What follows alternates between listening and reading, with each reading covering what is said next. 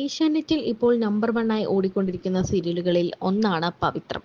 തുടങ്ങി ഒരു മാസം പൂർത്തിയാകുന്നതിന് മുൻപേ തന്നെ സീരിയലിന് വലിയൊരു ആരാധക നിര തന്നെ ഉണ്ടായിരുന്നു.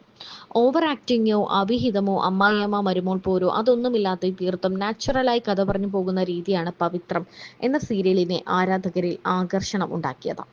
വിദ്യാസമ്പന്നയും ജഡ്ജിയുടെ മകളുമായ വേദ അമ്പലവാസിയും താലി ഭക്തിയുള്ളവളുമാണ്. അപ്രതീക്ഷിതമായ ഒരു സാഹചര്യത്തിൽ വിക്രം എന്ന വാടകകുണ്ടിയായ വിക്രം അവളുടെ കഴുത്തിൽ താലി ചാർത്തേണ്ടി വരുന്നു. അതും പ്രത്യേകമായ ഒരു മുഹൂർത്തത്തിൽ. വിക്രമിന്റെയും വേദിയുടെയും കഥയാണ് പവിത്രം എന്ന സീരിയൽ പറയുന്നത്.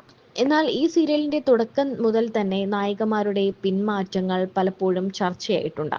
തുടക്കത്തിൽ തന്നെ സീരിയലിൽ നായികയുടെ സഹോദര പത്നിയായി എത്തിയ കഥാപാത്രം പിന്മാറുന്നു എന്ന വാർത്ത എത്തിയിരുന്നു. നിരവധി സീരിയലുകളിലൂടെ പ്രേക്ഷകർക്ക് പരിചിതയായ അലീന ട്രീസ ജോർജ് ആണ് വർഷ എന്ന കഥാപാത്രത്തെ അവതരിപ്പിച്ചത്. എന്നാൽ വർഷ പിന്നീട് ഈ സീരിയലിൽ നിന്നും പിന്മാറുകയായിരുന്നു. 7 മാസം ഗർഭിണിയായിരുന്നു വർഷ.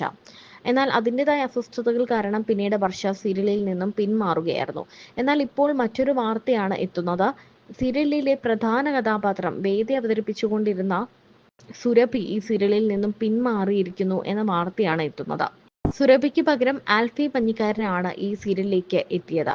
ശരിക്കും പറഞ്ഞാൽ ആരാധകർക്കൊരു വലിയ ഞെട്ടലാണ് ഉണ്ടായത്. കാരണം സീരിയലിന് ഇത്രയും പ്രേക്ഷക ശ്രദ്ധയാകർഷിച്ച് ഇത്രയും മുന്നോട്ട് വന്ന ശേഷമാണ് ഹീറോയിൻ ചേഞ്ച് ആകുന്നത്. ആൽഫി പഞ്ഞിക്കാരനാണ് സുരഭി എന്ന കഥാപാത്രം അല്ലെങ്കിൽ സുരഭിക്ക് പകരം എത്തുന്നത്.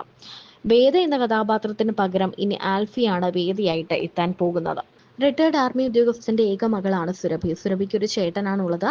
നിയമബിരുദം നേടിയ സുരഭി സന്തോഷ് നർത്തകി കൂടിയാണ്.